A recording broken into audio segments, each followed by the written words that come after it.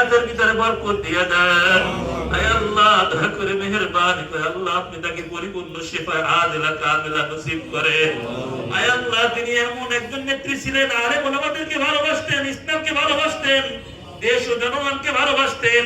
আয় আল্লাহ আমাদের মনে আছে সেই 2013 সালে আওয়ামী ফ্যাসিস্ট যখন আলেম ওলামাদের উপরে জুলুম নির্যাতন করেছিল, শাপলা চত্বরে গণহত্যা করেছিল, আয় আল্লাহ দেশনেত্রী বেগম খালেদা জিয়া আলেমদের পাশে দাঁড়িয়েছিল।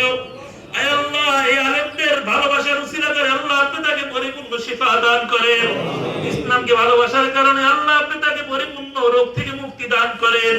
আয় আল্লাহ হাজারো হাজারো লক্ষ লক্ষ নেতা কর্মীর চোখের পানির উসিলা করে আয় আল্লাহ আপনি তাকে পরিপূর্ণ শিফায়ে আজিলা কামিলা নসিব করেন।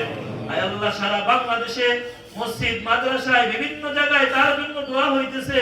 আয় আল্লাহ যে কোন এক আল্লাহ আপনার প্রিয় বান্দার হাতের উসিলা করে আল্লাহ আপনি তাকে আমাদের মাঝে আবার ফেরত দিয়ে দেন। আল্লাহ দেশের খেদমত করার, জনগণের খেদমত করার তৌফিক দান করেন।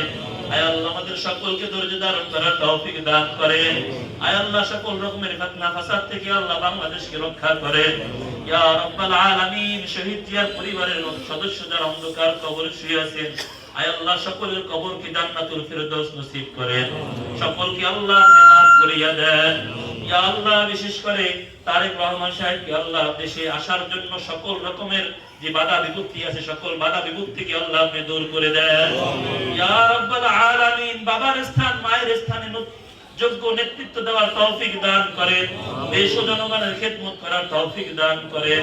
ইয়া আল্লাহ আজকের এই ছাত্র দলের উদ্যোগে দোয়ার আয়োজনকে আল্লাহ আপনি কবুল করে নেন। আয় আল্লাহ আমার এই ছাত্র ভাইদেরকে আল্লাহ আপনি 5 ওয়াক্ত নামাজি বানাইয়া দেন, দেশের একজন কর্মী বানাইয়া দেন, জনগণের খেদমত করার তৌফিক দান করেন। ইয়া আল্লাহ দয়া করে মেহেরবানি করে নবী করিম সাল্লাল্লাহু আলাইহি ওয়াসাল্লামের উসিলায় আমাদের দোয়াগুলোকে কবুল আর মঞ্জুর করে নেন।